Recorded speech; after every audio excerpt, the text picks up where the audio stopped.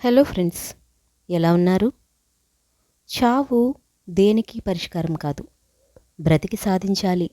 మనల్ని బరువు అనుకున్నోడు నోటు మీద వేలు వేసుకునేలా బ్రతకాలి. నువ్వు పోతే జీవితాంతం ఇక్కడ ఎవడూ గుర్తుపెట్టుకోడు. ఉరుకుల పరుగుల జీవితం 2 కన్నీటి బొట్లు కార్చగలదు. కాలే నీ కట్టెను చూడగలదు. అంతే, తెల్లారితే మళ్ళీ అంతా మామూలే. ఎవడికి ఉండవు ఇబ్బందులు, ఎవడికి లేవు తలపోట్లు. బ్రతకాలి బరువైనా, బాధలున్నా, పరీక్షలు ఎదురవుతున్నా. ఇదిగో చెప్తున్నాను విను. ఇక్కడ ఎన్ని అగచాట్లు ఉన్నా, ఎన్ని నిందలు మోసినా పర్వాలేదు, ఎన్ని మోసాలు చేసినా పర్వాలేదు.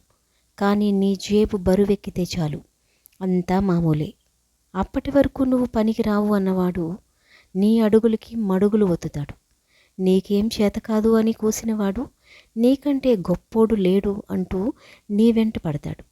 ఇక్కడ ఏ మాయా లేదు, మర్మం అంతకన్నా లేదు. పైసా మే పరమాత్మ, అంతా పైసా. అదే సర్వనాటకాలకు సూత్రధారి.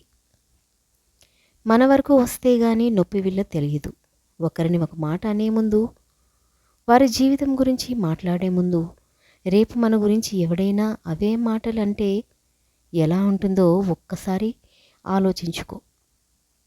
ఇక్కడ ప్రతి ఒక్కరికి టైంపాస్ కోసం ఏదో ఒక టాపిక్ కావాలి మాట్లాడుకోవడానికి. అది ఈరోజు నువ్వైతే రేపు ఇంకొకరు.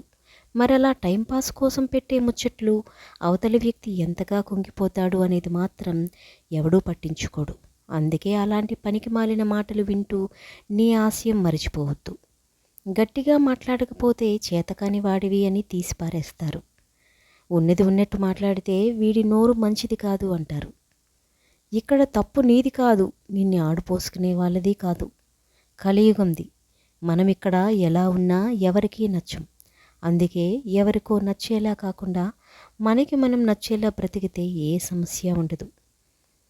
మన పక్కోడు మనకంటే దేంట్లోనూ ముందు ఉండకూడదు అనే మైండ్ సెట్తో బ్రతికేస్తున్నారు ఈ జనం. మరి అలాంటప్పుడు నువ్వు ఎలా నచ్చుతావు ఒక్కసారి ఆలోచించు. ఏం చేసుకుంటావు అంత డబ్బు? చచ్చినప్పుడు మీద వేసుకుపోతావా అంటాడు ఒకడు. డబ్బుదేముందిరా, కుక్కను కొడితే వస్తుంది అంటాడు ఒకడు. డబ్బులు ముఖ్యం కాదు, మనిషి ముఖ్యం అంటూ గొప్పగా చెబుతాడు మరొకడు. కానీ మన దగ్గర డబ్బు లేనప్పుడు మాత్రం ఎవ్వడూ కనిపించడు. ఇక్కడ పచ్చి నిజం ఏంటంటే డబ్బు. అది లేకపోతే శవాన్ని కూడా శ్మశానం దగ్గరికి రానివ్వరు. మరి ఎలా అనగలవు నువ్వు డబ్బులు ముఖ్యం కాదు అని? మన దగ్గర డబ్బులు లేనప్పుడు మనతో కనీసం మాట్లాడాలంటే వణికిపోతారు. ఎందుకంటే మనం ఎక్కడ వాడిన డబ్బులు సహాయం అడుగుతామో అని. మరి ఇంకా ఎక్కడ బ్రతికి ఉన్నాం మీరు చెప్పిన సిద్ధాంతాలు, మంచి మాటలు? అందుకే ఎట్టి పరిస్థితుల్లో డబ్బుని చులకనగా, తేలికగా తీసుకోకు. ఇక్కడ డబ్బు లేకపోతే చావు కూడా ప్రశాంతంగా జరగదు. అందుకే డబ్బులు కావాలి. బ్రతుకు బాగుండాలంటే డబ్బు కావాలి. లగ్జరీగా బ్రతకాలంటే డబ్బు మాత్రమే కావాలి. అర్థమైందనుకుంటా. ప్రతిదానికి తలాడిస్తే గంగిరెద్దు అని అంటారు. చెయ్యని తప్పులకు బాధ్యత వహిస్తే చేతకాని వాడివి అంటారు. అలా ఉండటం కంటే ఖాళీ చేతులతో ఖాళీగా కూర్చోవడం మంచిది. బ్రతుకు తెరువు కోసం కష్టపడాలి, వ్యక్తిత్వం మీద మచ్చలు తెచ్చుకోవడానికి కాదు. ఎంత బ్రతికినా తనివి తీరదు ఈ జీవానికి. బ్రతికినన్ని రోజులు ఈ బూటకంలో బ్రతకొద్దు. ఏదైతే అదే అవుతుంది. ఈ 4 రోజుల జీవితాన్ని నకిలీగా మార్చుకోకుండా ఉంటే చాలు. నీ తప్పు లేకున్నా నీ జోలికి వచ్చిన ప్రతిసారి ఊరికే వదిలేస్తే నువ్వు గొప్పవాడివి అయిపోవు. ఒక్కోసారి ఖండించాలి, ఒక్కోసారి నిలదీయాలి. నీ తప్పు లేకపోతే నీ జోలికి వచ్చిన వాడి తాట తీయాలి. లేకపోతే నిన్ను మహాత్ముడు అనరు ఈ రోజుల్లో. చేతకాని వాడివి అని అంటారు. ఈ కలియుగంలో ఖచ్చితంగా ఓపికకి హద్దులు ఉండి తీరాలి. లేకపోతే జనాలు నిన్ను అంగట్లో ఆటబొమ్మను చేసి ఆడించేస్తారు. అమ్మో, వాడి జోలికి వెళ్తే ఊరుకోడు అనే భయాన్ని నువ్వు కల్పించకపోతే నీకు వాళ్ళు లేనిపోని కుళ్ళు కుతంత్రాలు అంటగడతారు. నువ్వు పచ్చగా ఉన్నన్ని రోజులు నీపై అన్ని పక్షులు వస్తాయి, నీ మీద వాలుతాయి. నీ నీళ్ళలో గూళ్ళు కట్టుకుంటాయి, నువ్విచ్చే పళ్ళు తింటాయి. కానీ ఏ పిడుగుపాటుకో నువ్వు కాలిపోతే, బొగ్గై రాలిపోతే నీ దరిదాపుల్లో ఒక్క పిట్ట కూడా కనబడదు. ఈ సమాజం కూడా అంతే. నువ్వు బాగున్నప్పుడే బంధుత్వాలు, బంధువులు. వాళ్ళకు నువ్వు అవసరం అనిపించినప్పుడే పలకరింపులు. నీ అవసరం తీరిపోయాక, నీ దగ్గర వాళ్లకు కావలసింది దొరికాక నువ్వు ఎవరో వాళ్ళెవరో.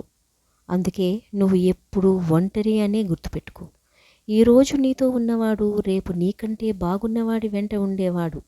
వీళ్ళిద్దరూ ఒక్కటే అని గుర్తుపెట్టుకో. ఇది ఒక్కటి గుర్తుపెట్టుకుంటే చాలు. ఈ అవకాశవాదుల మధ్య నువ్వు గొప్పగా బ్రతికేస్తావు.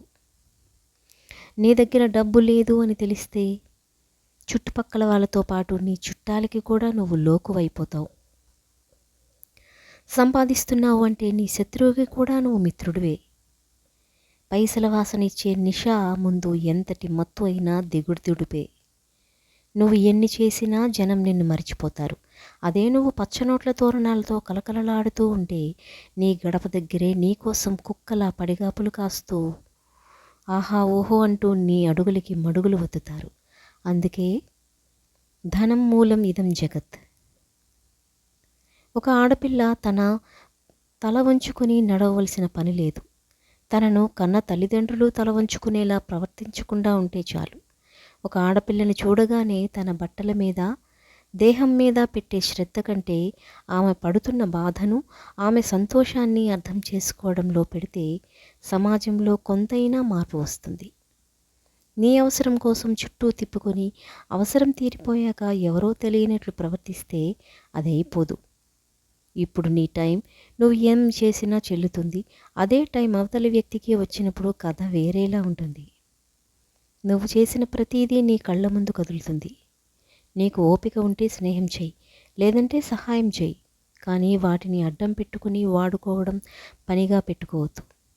అది నీ భవిష్యత్తుకు, నీ ఎదుగుదలకు మంచిది కాదు. ఏదో చిన్న మాట అన్నాడని ప్రాణ స్నేహితుడిని కూడా శత్రువు చేసుకుంటాం. ఇంట్లో భార్య మన మాట ఎదిరించింది అని వారం రోజులు మొహం చాటేస్తాం. పనికిరాని గొడవల్లో తలదూరుస్తాం. ఊరు పేరు లేనివాడితో బండబూతులు తిట్టించుకుంటాం.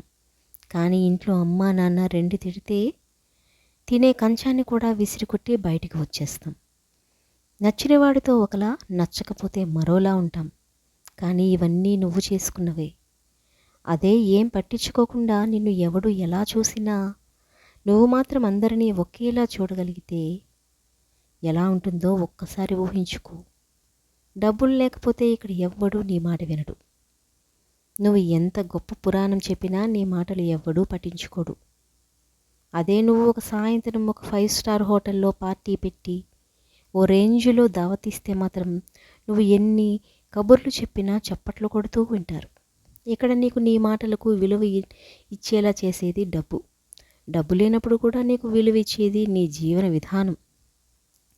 ఉన్నప్పుడు ఊరేగి, లేనప్పుడు ముసుగుతన్ని పడుకోకుండా ఎప్పుడూ ఒకేలా ఉంటే అలాంటి బ్రతుకు నీ సమాజంలో విలువను తీసుకువస్తుంది. వాడు డబ్బులు ఉన్నా ఒకేలా ఉంటాడు, లేకపోయినా ఒకేలా ఉంటాడు అని మంచి మాటను జనాలకు నీ గురించి మాట్లాడుకునేలా చేస్తుంది. ఇప్పటి వరకు గడిచిపోయిన జీవితం ఖచ్చితంగా వాళ్ళు ఏదో అనుకుంటారని, వీళ్ళు చూస్తే బాగోదని గడిపేస్తుంటారు. ఇక నుంచి అయినా నీ జీవితాన్ని నువ్వు అనుకున్నట్లు నడిపించు. నువ్వు ఆకలితో ఉన్నప్పుడు ఎవడు వస్తాడో రాడో తెలియదు, కానీ నువ్వు అష్టైశ్వర్యాలతో తొలతూగుతూ ఉన్నప్పుడు మాత్రం నువ్వు గుర్తుపట్టలేనన్ని చుట్టరికాలు వచ్చి చేరుతాయి. అందుకే ఐశ్వర్యవంతుడిగా మారడానికి కావలసిన దారులు వెతుక్కో.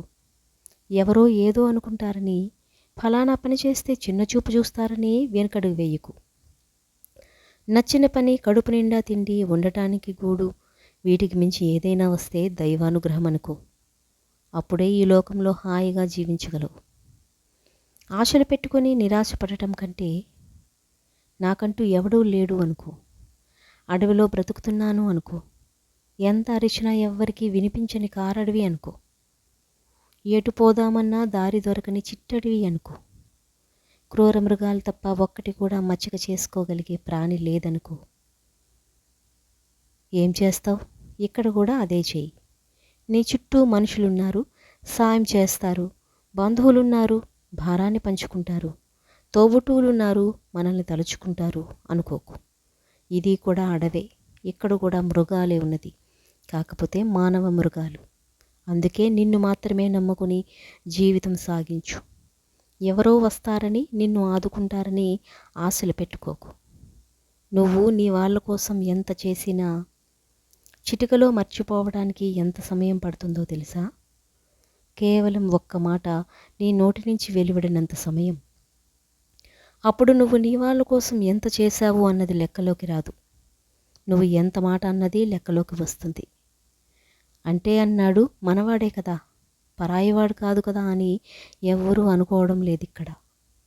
మాట తేడా వచ్చిందంటే చాలు, అప్పటి వరకు నువ్వు ఎన్ని చేసినా మర్చిపోయి నువ్వు ఎవరు అని అడుగుతారు.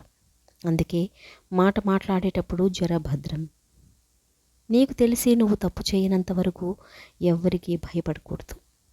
నీకు తెలిసి ఎవ్వరికీ చెడు చేయాలనే ఆలోచన కలలో కూడా రాకూడదు. ఎదుటివాడిని తోసేసి బాగుపడదామనుకుంటే ముందుగా కూలిపోయేది నువ్వే. ఒకవేళ నువ్వు పక్కవాడి కష్టం మీద ఎదిగినా రేపు అన్న రోజు నీ తల తన్నేవాడు నిన్ను నిలువునా చీల్చే రోజు మాత్రం ఖచ్చితంగా వచ్చి తీరుతుంది. నీ కష్టం మీద బ్రతికితే ప్రతి క్షణం మనశ్శాంతిగా గడపగలుగుతావు. తినడానికి ఉన్నా లేకపోయినా ఉండడానికి ఓ గూడు ఉంటే చాలు. జీవితంలో ఎప్పుడూ ఎవరిని అడుక్కోవాల్సిన అవసరం లేదు అంటారు. నువ్వు ఎన్ని ఊర్లు తిరిగినా, ఎన్ని ఉద్యోగాలు చేసినా, ఎంత సంపాదించినా నీ శేష జీవితం గడపడానికి ఒక చిన్న ఇల్లు అయినా ఉండాలి. రేపు నా అనుకున్న వాళ్ళు నిన్ను నెట్టేసినా, నువ్వు నమ్మిన వాళ్ళు నిన్ను ముంచేసినా ఊరి గుడిలో ప్రసాదం తిని నువ్వు హాయిగా ఉండొచ్చు. అప్పుడు నీకంటే కోటీశ్వరుడెవరుంటారు?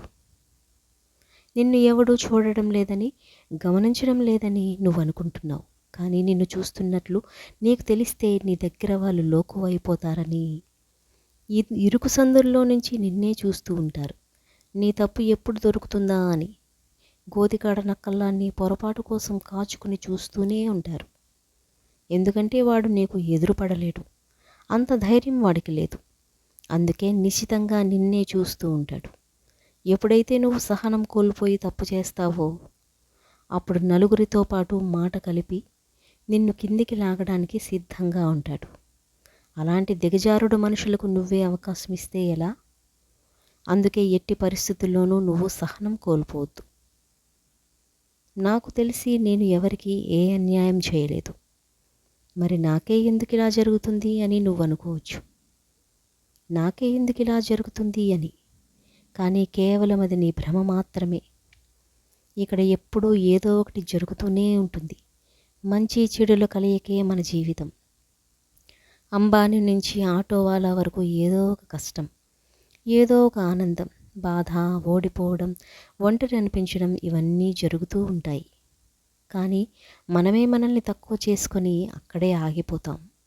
ఆ బాధలు సవాళ్ళు లేకుండా బ్రతికేవాడు ఈ భూమి మీద ఎవడూ లేడు అని గుర్తుపెట్టుకో చాలు. నువ్వు ఎంత అదృష్టవంతుడివి అనేది నీకే తెలుస్తుంది.